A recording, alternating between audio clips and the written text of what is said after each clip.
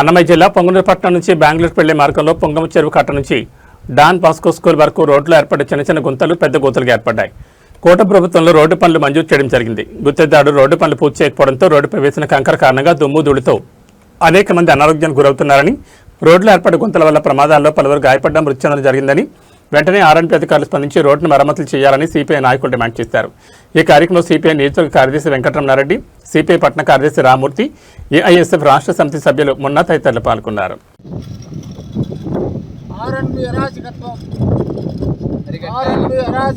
అరిగట్టాలి. నిర్లక్ష్య వైఖరి నశించాలి. నిర్లక్ష్య వైఖరి నశించాలి. ప్రభుత్వ నిర్లక్ష్య వైఖరి నశించాలి. ప్రభుత్వ నిర్లక్ష్య వైఖరి నశించాలి. ఆర్ఎన్బి గారు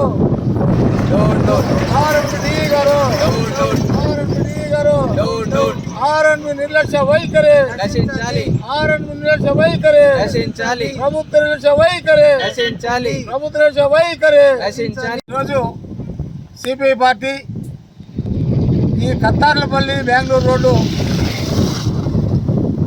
5 ఏళ్లుగా వైఎస్ఆర్సీ ప్రభుత్వం వదిలేసింది. ఈ ప్రభుత్వం వచ్చిన తర్వాత ఈయన ప్రతిపక్షంలో ఉన్నప్పుడు మేము వస్తే రోడ్లు బ్రహ్మాండంగా వేస్తాము, సంక్రాంతికి అల్లుళ్ళు కొత్త అల్లుళ్ళు వస్తే రొయ్యి పోతారని చెప్పి ఆ రొయ్యి కాదు, కొత్త అల్లుళ్ళకి నడువులు ఇరిగిపోతాయి రోడ్లోకి వస్తే. ఈరోజు 7 సంవత్సరాలైంది, ఈ రోడ్డు పూర్తి కాలేదు.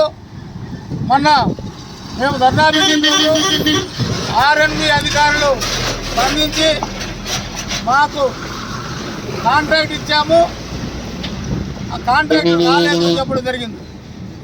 మళ్ళీ ఫోన్ చేసి అడిగితే కాంట్రాక్ట్కి కారు రేటు పెరిగిపోయిందంట, రాలేదు, దగ్గరలో వేస్తామన్నారు. మీరు చేస్తారో సస్తారా వేరే కథ. ప్రజల్ని మర్చిపోయినారు. ప్రజలందరూ కూడా ట్యాక్సులు కడతా ఉన్నారు, అన్ని బండ్లకి ట్యాక్స్ కడతా ఉన్నారు. ట్యాక్స్ కట్టి ప్రజలకి మాది అస్తవ్యస్తంగా ఉంటే, ఈరోజు ప్రజలు ఇబ్బంది పడతా ఉంటే మీ ప్రభుత్వానికి నిమ్మకు నీరెత్తినట్టుగా మీరు 2 ఏళ్ల సంబరాలు చేసుకుంటా ఉన్నారు. అభివృద్ధి చేసినాము, మా అందం చూడండి, రోడ్లు చూడండి, మా అందాన్ని చూడండి చెప్పి సంబరాలు చేసుకుంటా ఉన్నారు. అయ్యా, ఈ రోడ్లు చూస్తే తక్కువచ్చేట్టుగా ఉంది, ప్రాణాలు పోయేట్టుగా ఉన్నాయి ప్రజలకి.